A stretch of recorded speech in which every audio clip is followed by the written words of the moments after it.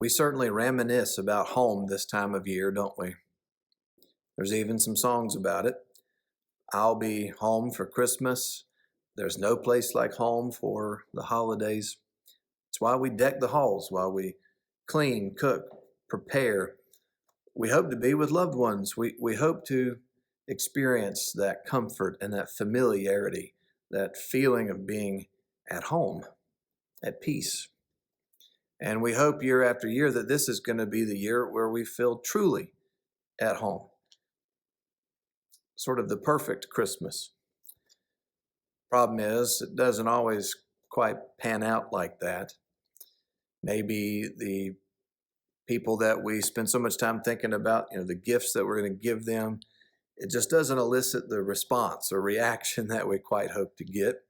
Maybe our kids and grandkids spend more time playing with that wrapping paper than the $25 gift. Maybe the lights don't work when you plug them in. Maybe we cut the extension cord in half with a hedge trimmer. Don't ask me how I know about that one.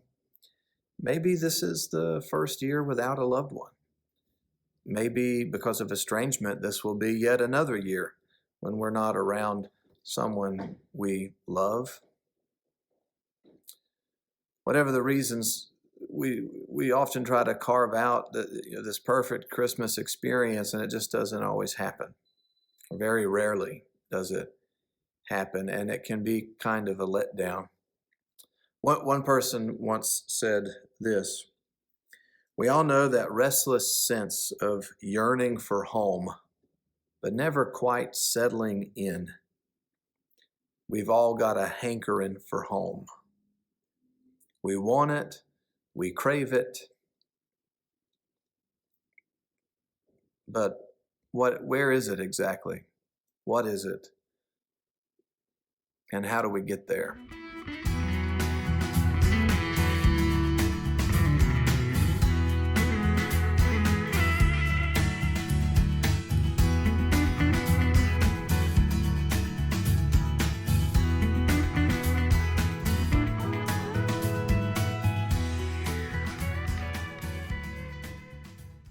"Comfort, comfort my people, says your God. Speak tenderly to Jerusalem and proclaim to her that her hard service has been completed, that her sin has been paid for, that she has received from the Lord's hand double for all her sins. A voice of one calling in the wilderness, prepare the way of the Lord, make straight in the desert a highway for our God. Every valley shall be raised up, every mountain and hill made low. The rough ground shall become level, the rugged places a plain, and the glory of the Lord shall be revealed. And all people will see it together, for the mouth of the Lord has spoken. A voice says, cry out. And I said, what shall I cry? All people are like grass, and all their faithfulness is like the flowers of the field. The grass withers and the flowers fall, because the breath of the Lord blows on them. Surely the people are grass. The grass withers and the flowers fall, but the word of our God endures forever. You who bring good news to Zion, go up on a high mountain. You who bring good news to Jerusalem, lift up your voice with a shout. Lift it up, do not be afraid. Say to the towns of Judah, here is your God. See, the sovereign Lord comes with power, and he rules with a mighty arm. See, his reward is with him, and his recompense accompanies him. He tends his flock like a shepherd. He gathers the lambs in his arms and carries them close to his heart. He gently leads them, those who have young." Assyria had just destroyed a number of towns in Judah and even besieged Jerusalem. And now God says, y'all have had enough.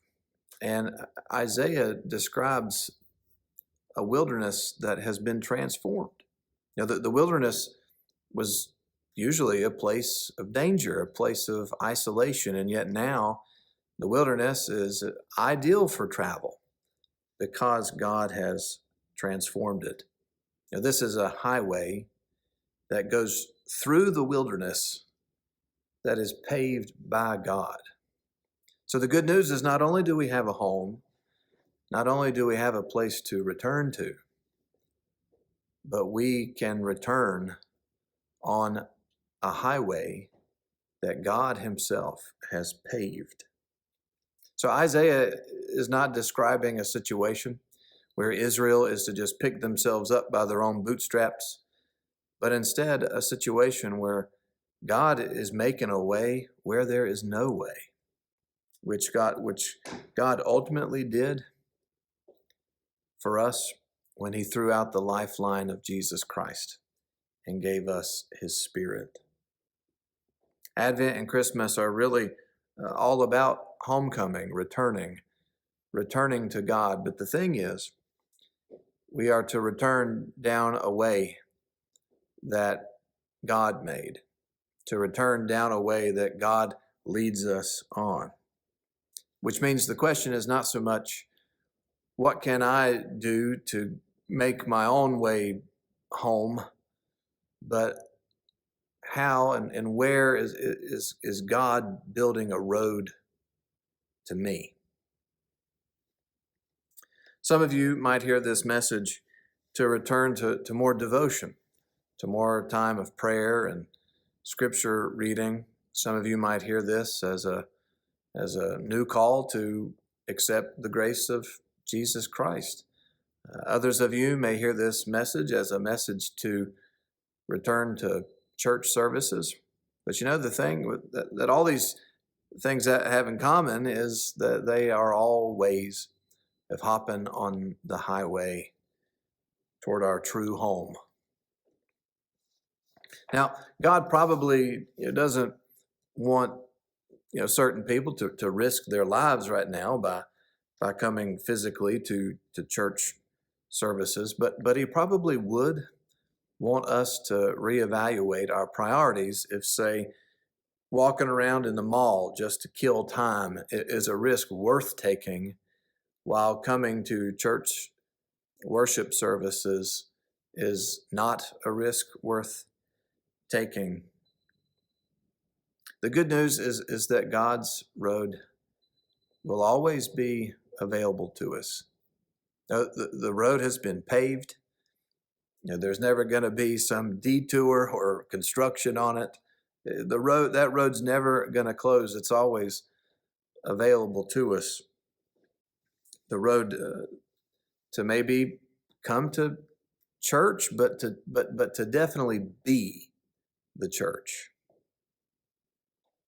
If you don't believe me, just think about the number of times, the number of chances, opportunities that God has given you, especially this time of year, to do the right thing, to say the right thing, to show up, to help, to be kind, to be gracious, to be generous. Now, some of you have hopped on the highway, and every day is it's a joy ride, because every day is an opportunity to return to God. Some of you have hopped on the highway or on the path, but maybe begrudgingly, because the people that haven't hopped on the highway or stayed the course quite as well as you have can tick you off sometimes. And it is something important for us to remember is, following the path right now might not be so easy for certain people. Maybe they've lost someone. Maybe they are angry at different things going on in the world. Maybe they are scared of the direction the world seems to be heading in, scared of change. That things are moving too quickly, too fast, uncertainty. And we shouldn't take their reaction to that, even if it is a misdeed or a misword directed at us. We shouldn't take it personally. Instead, we should be in prayer for our brothers and sisters, that they get back on track.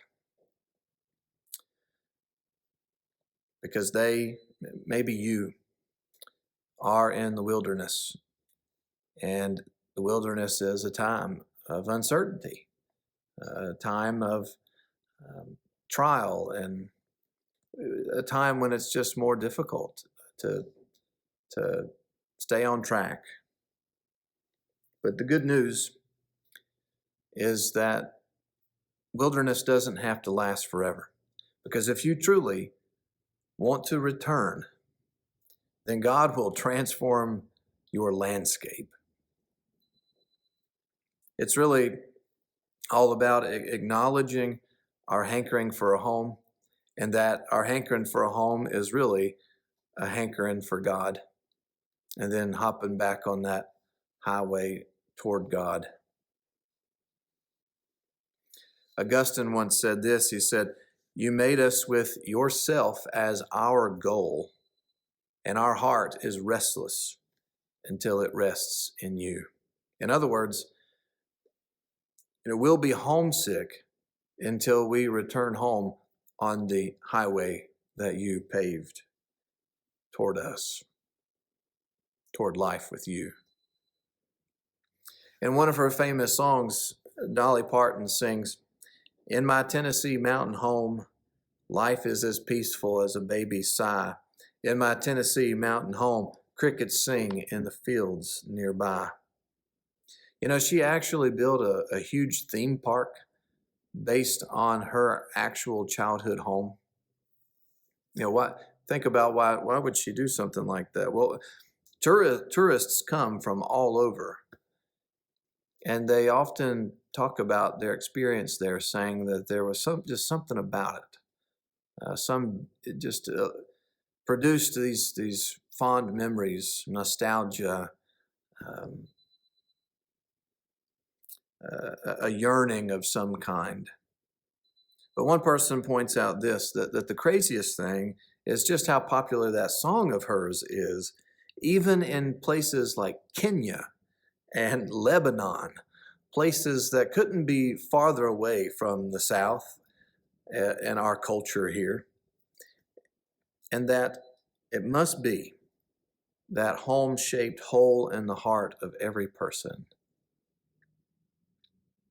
God calling to us softly and tenderly, "Come home."